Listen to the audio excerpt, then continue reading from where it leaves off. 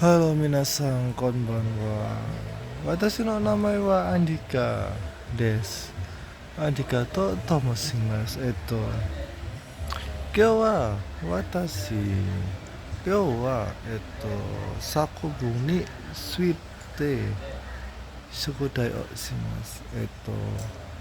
日本人は働きたいと思います。日本の仕事は厳しいと思います。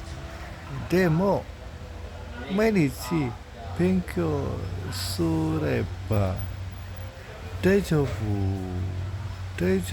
と思います。日本人は親切だと思います。だから日本に行きたいと思います。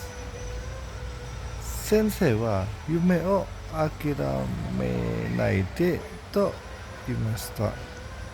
友達は、一緒に頑張ろうと言いました。家族は気をつけてと言っていました。私は絶対に日本へ行くと言いました。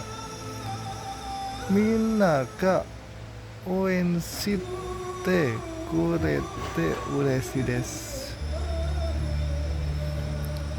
来年日本に行けるですよ。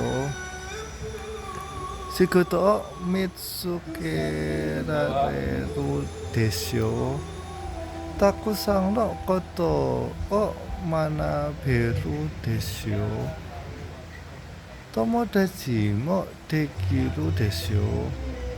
素晴らしい経験になるでしょう。私からは以上です。どうぞよろしくお願いします。